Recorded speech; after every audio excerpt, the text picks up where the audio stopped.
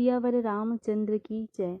जिस प्रकार भला भलाई ही ग्रहण करता है और नीच नीचता को ही ग्रहण किए रहता है, उसी तरह अमृत की सराहना अमर करने में होती है और विष की मारने में।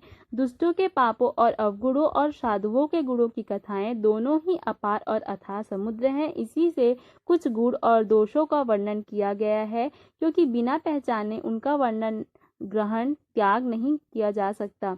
भले बुरे सभी ब्रह्मा के पैदा किए हुए हैं, पर गुण और दोषों का विचार कर वेदों ने उनको अलग अलग कर दिया है। वेद, इतिहास और पुराण कहते हैं कि ब्रह्मा की यह सृष्टि गुण अवगुणों से सनी हुई है। दुख सुख, पाप पुण्य, दिन रात, साधु असाधु, सुजाति कुजाति, दानव देवता, ऊंच नीच, अमृत विष, सुजीवन सुंदर जीवन, मृत्यु, माया ब्रह्मा, जीव ईश्वर, संपत्ति दरिद्रता, रंक राजा, काशी मगध, गंगा कर्मनाशा, मारवाड़ा मालवा, ब्राह्मण कसाई, स्वर्ग नरक, अनुराग वैराग्य, ये सभी पदार्थ ब्रह्मा की सृष्टि में है। वेद शास्त्रों में उनके गुण दोषों का विभाग कर दिया है।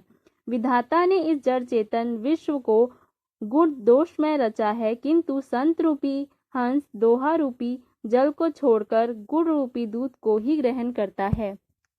विधाता जब इस प्रकार का हंस का सविवेक देते हैं, तब दोषों को छोड़कर मन गुणों में अनुरुक्त होता है। काल स्वभाव और कर्म की प्रबलता से भले लोग साधु की माया के वश में होकर कभी कभी भलाई से चूक जाते हैं। भगवान के भक्त जैसे उस चूक को सुधार लेते हैं और दुख दोषों को मिटाकर निर्मल यश देते हैं, वैसे ही दुष्ट भी कभी कभी उत्तम संग पाकर भलाई करते हैं, परंतु उनका कभी भंग न होने वाला मलिन स्वभाव नहीं मिटता। जो वेशधारी ठग हैं, उन्हें भी अच्छा साधु का सा वेश बनाए देखकर वेश के प्रताप से जगत पूजता है, परंतु एक न एक दिन वे चौड़े आ ही जाते हैं। अंत तक उनका कपट नहीं निभता, जैसे कालनेमी रावण और राहु का हाल हुआ। बुरा वेश बना लेने पर भी साधु का सम्मान ही होता है, वह जैसे जगत में जामवंत और हनुमान जी का हुआ। बुरे संग से हानि और अच्छे संग से लाभ होता है, यह बात लोक और वेद में ही है और सभी लोग इसको जानते हैं। पवन के संग से धूल आकाश पर चढ़ जाती है और वही नीचे की ओर बहने वाले जल के संग से कीचड़ में मिल जाती है। साधु के घर में तोता मैना राम राम सुमरते हैं और असाधु के घर में तोता मैना गिन गिन कर गालियां देते हैं। कुसंग के कारण धुआं कालिक कहलाता है और वही धुआं सुसंग से सुंदर शाही होकर शास्त्र पुराण लिखने के काम आता है और वही धुआं जल अग्नि और पवन के संसर्ग में बादल बनकर जगत को जीवन देने वाला बन जाता है। ग्रह, औषधि, जल, वायु और वस्त्र, ये सब भी कुसंग और सुसंग पाकर संसार में बुरे और भले पदार्थ हो जाते हैं। चतुर एवं विचारशील पुरुष ही इस बात को जान पाते हैं। महीने के पखवाड़ों में उजियाला और अंधेरा समान ही रहता है, परंतु विधाता ने इनके नाम में भेद कर दिया है। एक को चंद्रमा का बढ़ाने वाला और दूसरे को उसका घटाने वाला समझकर एक को सुयश और दूसरे को अपयश दे दिया।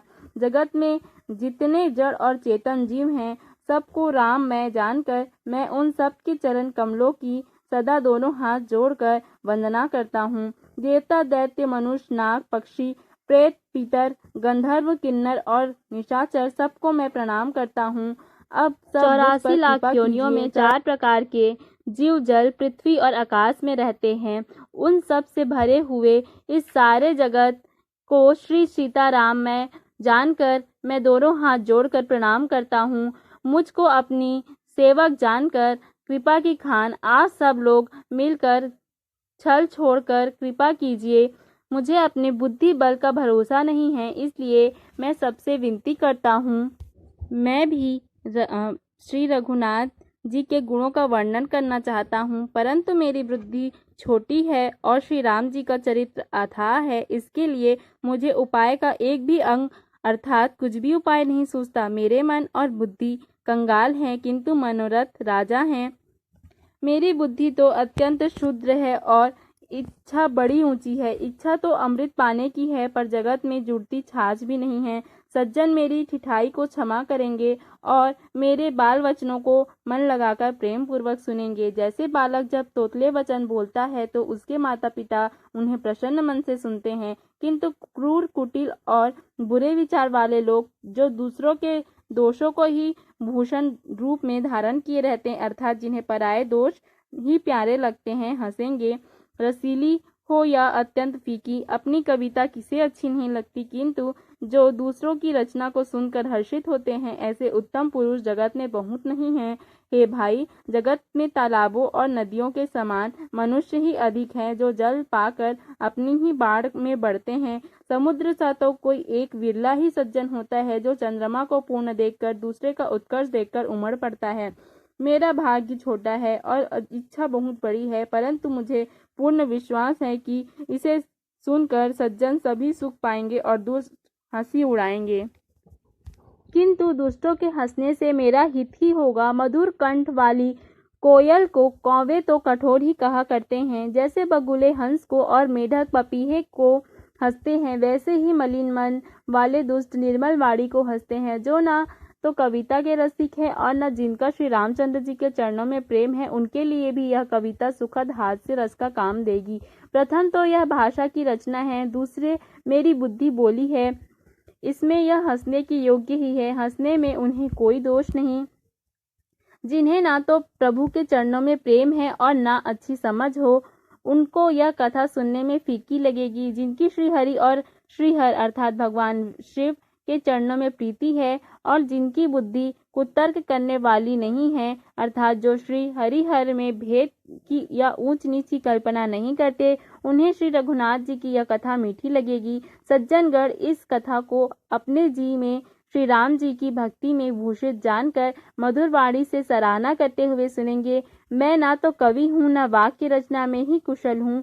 मैं तो सब कलाओं तथा सब विद्याओं से रहित हूँ। अनेक प्रकार की अक्षर, अर्थ और अलंकार, अनेक प्रकार की छंद रचना, भावों और रसों के अपार भेद और कविता के भांति भांति के गुण दोष होते हैं। इनमें से काव्य संबंधी एक भी बात का ज्ञान मुझे नहीं है। यह मैं कोरे कागज पर लिखकर अर्थात शपथ पूर्वक सत्य सत्य कहता हूँ। इसमें जगत प्रसिद्धि बस एक गुण है, उसे विचार कर अच्छी बुद्धि वाले पुरुष जिनके निर्मल ज्ञान है इसको सुनेंगे। इसमें श्री रघुनाथ जी का उदार नाम है, जो अत्यंत पवित्र है, वेद पुराणों का सार है, कल्याण का भवन और अमंगलों को हरने वाला है, जिसे पार्वती जी सहित भगवान शिव जी सदा जपा करते हैं। जो अच्छे कवि के द्वारा रची हुई बड़ी अनूठी कविता है, वह भी राम नाम के बिना शोभा नहीं पाती। जैसे चंद्रमा के समान मुख वाली सुंदर स्त्री सब प्रकार से सुसज्जित होने पर भी वस्त्र के बिना शोभा नहीं पाती, इसके विपरीत कुकवि की रची गई सब गुणों से रहित कविता को भी राम के नाम एवं यश से अंकित जानकर बुद्धिमान लोग आदर पूर्वक कहते और सुनते हैं, क्योंकि संत जन भौरे की भांति गुण को ही ग्रहण करने वाले होते हैं।